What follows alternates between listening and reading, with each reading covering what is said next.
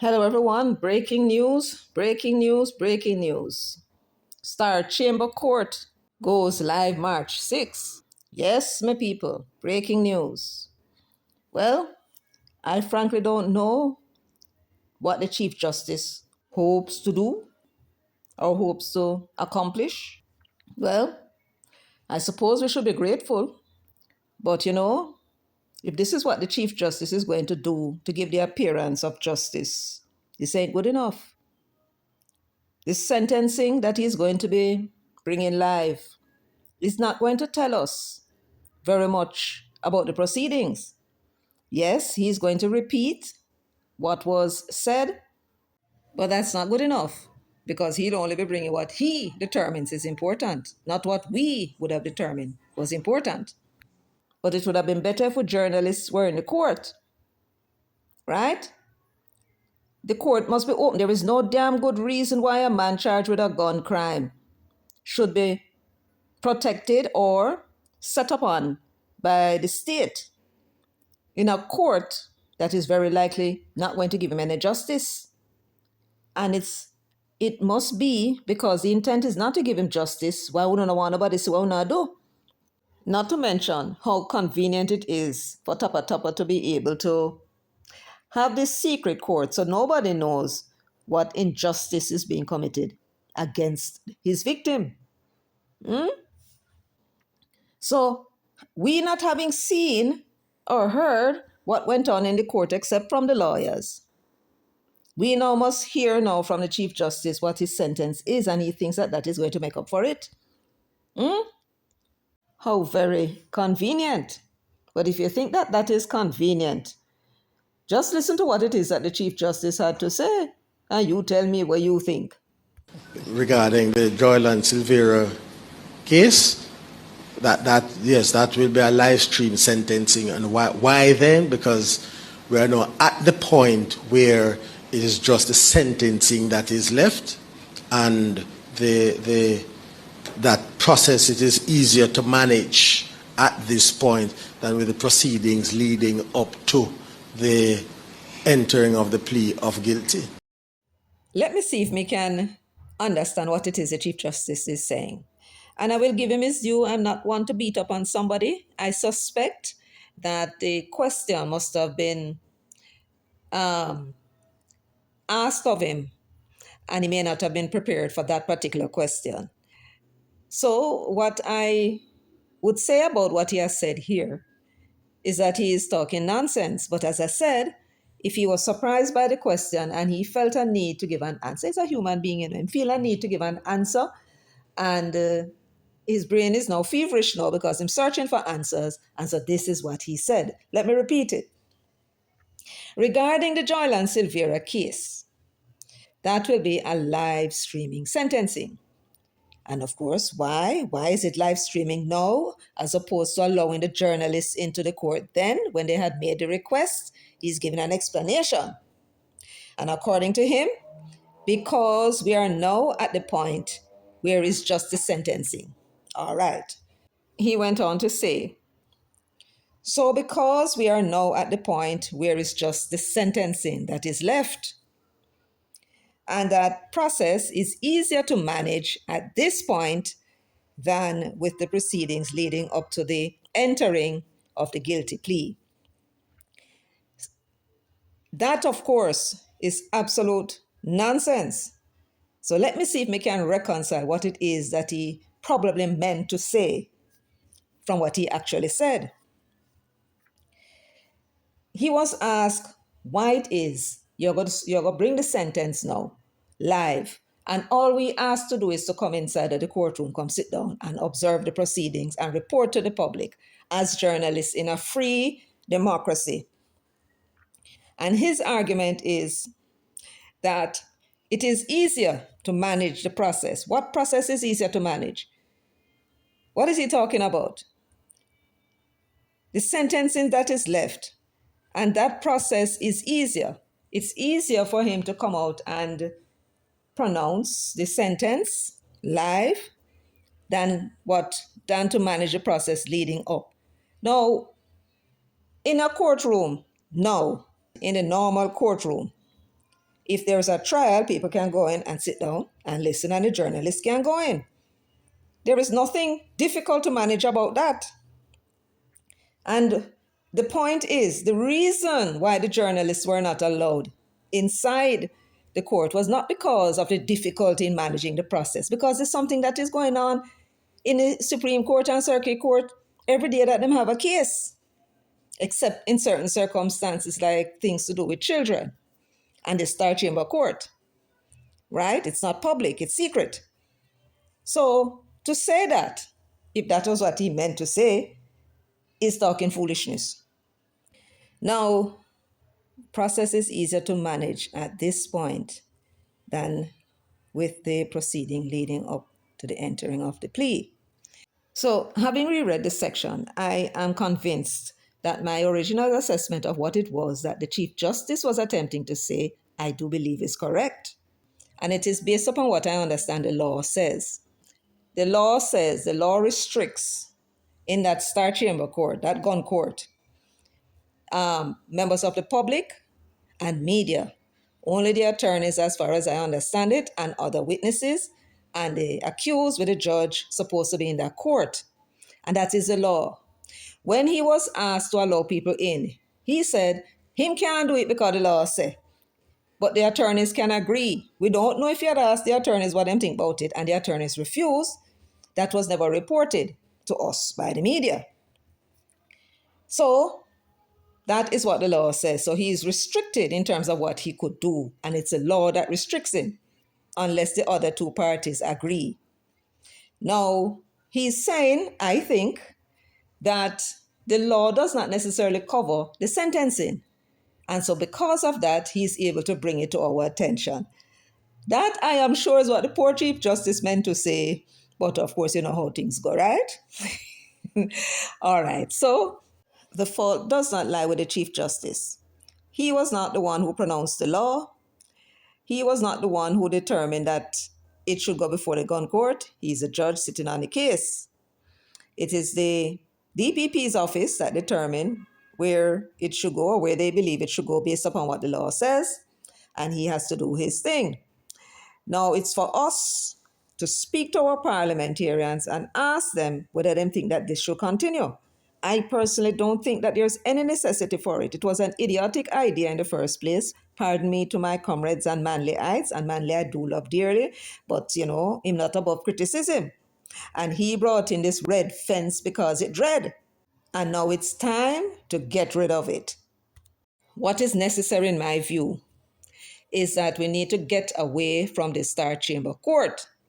We must see what is going inside there. We must know what them are going with, whether the person is getting justice or the person is being given a blight, right?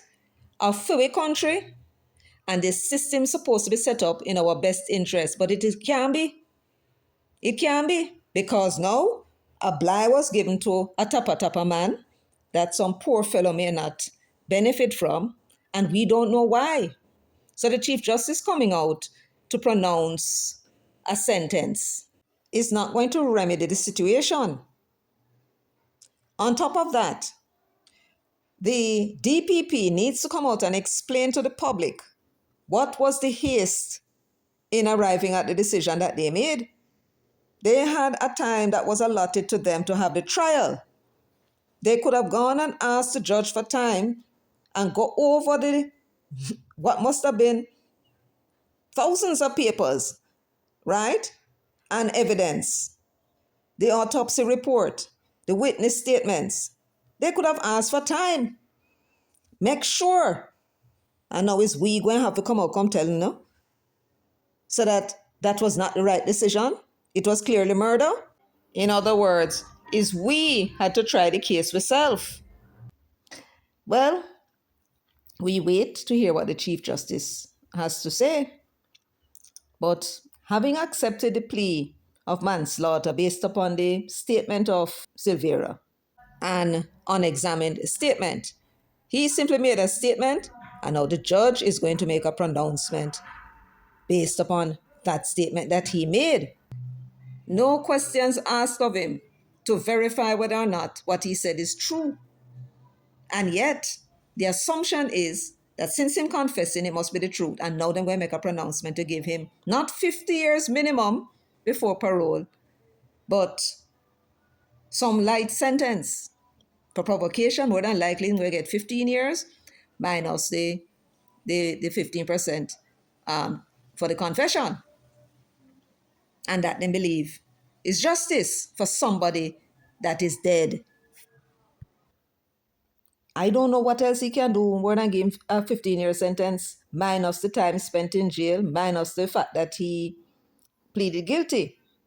Mind you, at the point in which he pleaded guilty, it appears as though he may only get 15% off.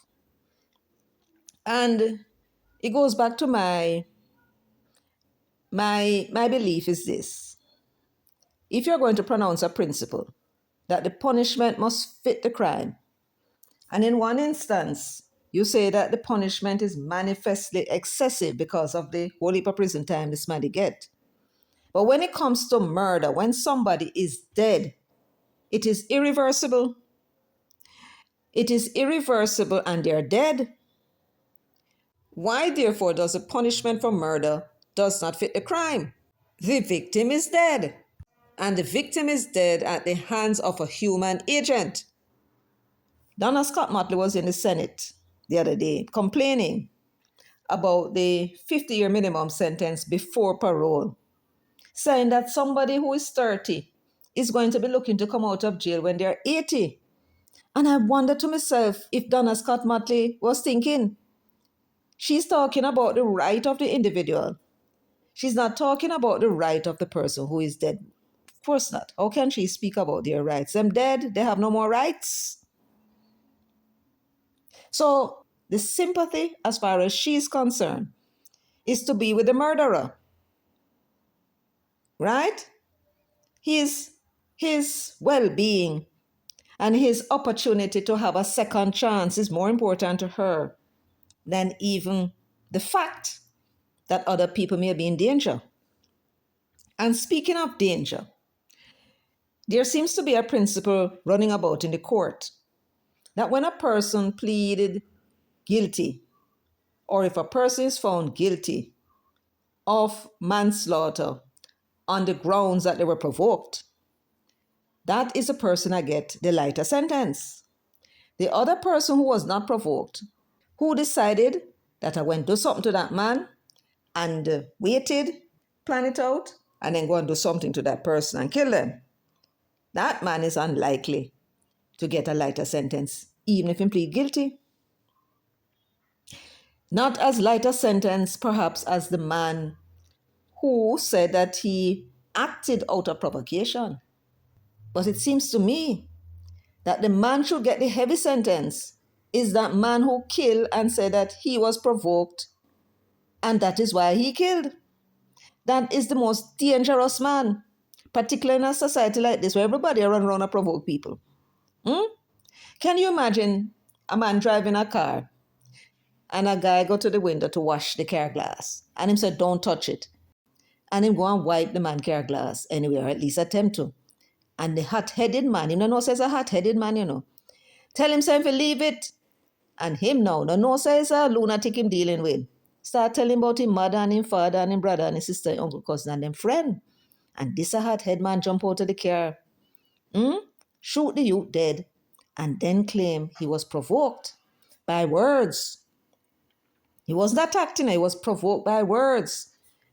And then them listen and say, yes, he was provoked. He lost his mind for a moment and killed. Why is that person not the one that is sent to prison for the rest of them life? Because them cannot control them temper. Imagine you lose your temper and draw for a weapon, a killing weapon like a gun, and shoot somebody because of the words that they said, not because them touch you or draw a weapon on you or come towards you with a weapon. No, because of the words. The words. The punishment for words is death in the mind of that sick individual. And that is not a dangerous man to lock away for the rest of his life. Instead, you must give him light sentence because of words. And when them lose them temper, them not enter into fist fight or verbal abuse as most people. Them draw off your weapon. Where them know them have in them possession, them know them head hot, and them know that that gun exists for one purpose and one purpose only, to kill. And yet, them allow themselves to be angered to the point where them pull them weapon and shoot without provocation. That is not a thing a man can say to you that warrants the death sentence, which is what it is that you did when you fired a shot at him.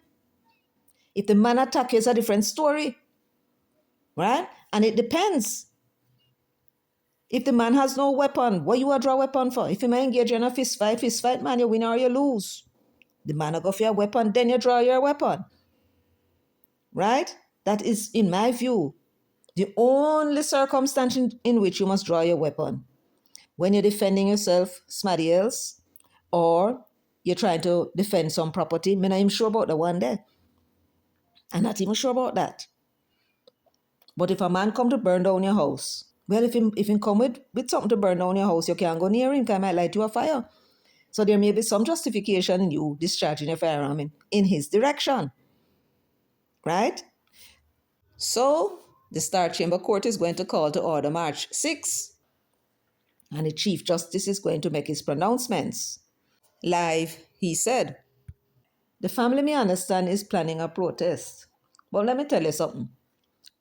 I'm the kind of person that believe that life is precious, and therefore your time that you spend on the earth is very precious. And wasting time is what me don't believe in. You can do something about the plea. You can go, because the whole of them have money, and get a pathologist, an expert, to come and analyze what it is that the pathologist said. Look at what he said in his autopsy report and see if you see anything there that would contradict anything that Silvera said. To me, that would make more sense. And that is likely to bring about a different conclusion, and whatever it is, the judge going to say on the 6th of March. He's going to make a sentence based upon manslaughter, and there's not a soul that can carry go court and have it reversed. And you had the opportunity to do something to get the court to reverse the decision. And you're going to talk about you're going to protest, then what protests are going to do? You think the judge are going to frightened by that? Protests are not for you. You are in a different category altogether. Protests are for people who are hopeless, helpless, and have no money in order to secure them rights. Those are the people who are supposed to go out there go protest. Protest is for them. You're not in that category. You have money. And when you have money, you spend your money to get your rights. And in this case, you want to get justice for Melissa, you have to spend your damn money, because that's the only way she's going to get any justice out of this. Protest is not for you, it's for poor people. People when they have no money to defend their own rights. And because they have nothing else to do, they go and they protest. Have you ever seen anything come out of it? So, my suggestion to you, if you want justice, is to spend your damn money. If you have not yet gotten a pathologist to look at the autopsy report, go and get the pathologist, pay your money. We don't know if there's anything in it, but you never can tell. Spend your money. And at the end of the day, if nothing comes of it, at least you tried. Whenever you have that protest, there is absolutely nothing none of those protesters, even if the whole country turn up, can do for Melissa. It's all dependent on you. You have to do it. Spend the money and get the pathologist going. And the time for you to make a real difference in this case is fast running out. That's all I have to say to the family. So we wait to hear what the Star Chamber Court decide, the gun court, Star Chamber Court, the secret court that held the matter in secret, and now them come publicly can tell what them decision is in a matter that they obviously don't think is any of our business. What can I say? Well, that's it for me today. I want to thank everyone for joining. If you have not yet done so, can you please give the video a thumbs up, share the video, as well as to subscribe if you have not yet done so. Feel free to leave your comments in the comments section. Of course, I thank you. Until next time, take very good care of yourselves and walk good.